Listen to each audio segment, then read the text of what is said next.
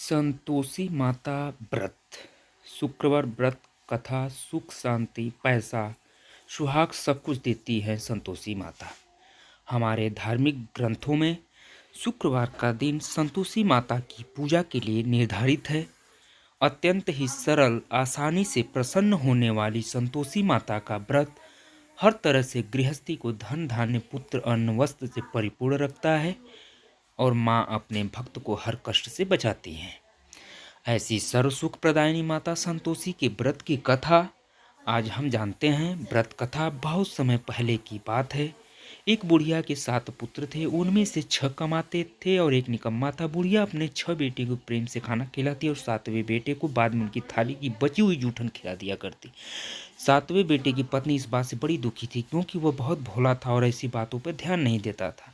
खुशी सुख संपत्ति प्रदान करता है गुरुवार का व्रत। एक दिन बहू ने जूठा खिलाने की बात अपने पति से कही। पति ने सिरदर्द का बहाना कर रसोई में लेटकर स्वयं सच्चाई देख ली। उसने उसी क्षण दूसरे राज्य जाने का निश्चय किया। जब वह जाने लगा तो पत्नी ने उसकी निशानी मांगी। पत्नी को अंगूठी देकर वह चल पड़ा।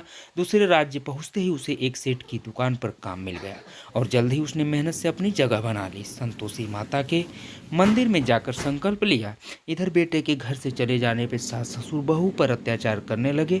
घर का सारा काम करवा के उसे लकड़ियाँ लाने जंगल भेज देते और आने पर भूसे की रोटी और नारियल के खोल में पानी रख देते।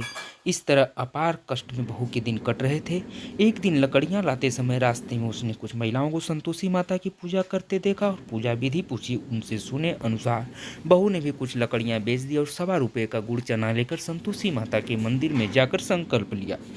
कपड़ा गहना लेकर घर चल पड़ा। 2 शुक्रवार बीतते ही उसके पति का पता और पैसे दोनों आ गए। बहू ने मंदिर जाकर माता से फरियाद की, उसके पति को वापस ला दे, उसको वरदान दे। माता संतोषी स्वप्न में बेटे को दर्शन दिए और बहू का दुखड़ा सुनाया। इसके साथ ही उसके काम को पूरा कर घर जाने का संकल्प कराया। माता के आशीर्वाद से दूसरे दिन ही बेटे का सब लेन देन का कामकाज निपट गया और वह कपड़ा गहना लेकर घर चल पड़ा। बेटा अपनी पत्नी को लेकर दूसरे घर में ठाठ से रहने लगा। वहाँ बहू रोज लकड़ियाँ बीनकर माताजी के मंदिर में दर्शन कर अपने सुख दुख कहा करती थी। एक दिन माता ने उसे ज्ञान दिया कि आज तेरा पति लौटने वाला है, तू नदी किनारे थोड़ी लकड़ियाँ रख दे और देर से घर जाकर आंगन से ही आवाज़ लगाना कि सासू माँ लकड़ियाँ ले लो और भूसे की रोटी दे दो, नारियल के खोल में पानी दे दो। बहू ने ऐसा ही किया।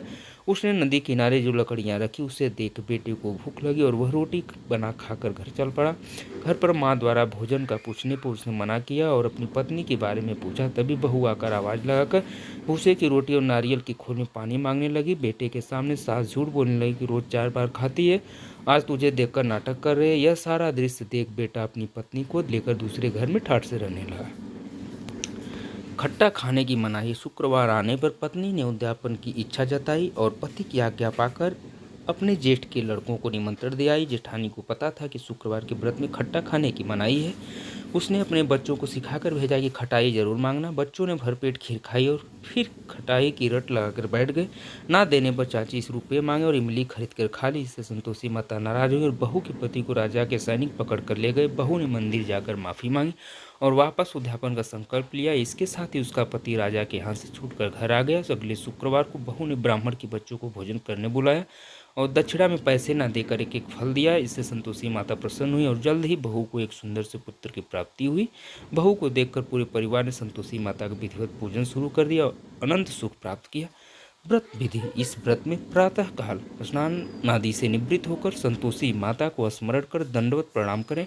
पूजा करते समय जल से भरा कलश रखकर उसके ऊपर गुड़ और चने से भरा कटोरा रखें। कथा कहने और सुनने वाले अपने हाथ में गुड़ चना अवश्य रखें और मन ही मन संतोषी माता की जय बोलते जाएं। पूजा के लिए गुड़ चना लेते समय सवाई का ध्यान रखें, यानी अपने सामर्थ्य के अनुसार चना गुड़ 1.25 रुपये, 5.25 रुपये, 11.25 रुपये के बढ़ते क्रम के अनुरूप ही ले।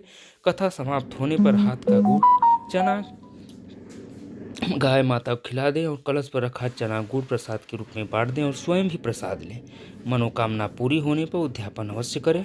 इसी विधि से तब तक व्रत करते रहें जब तक आपकी मनोकामना पूरी न हो जाए। मनोकामना पूरी होने पर उद्यापन अवश्य करें। उद्यापन के लिए 2.5 सेर खाजा, मोयनदार पूड़ी, खीर, चने की सब्जी और नैवेद्य रखें।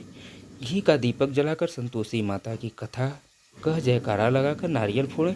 इस दिन घर में कोई खटाई न खाएं। यही संतोषी माता का व्रत है। जय हो संतोषी माँ।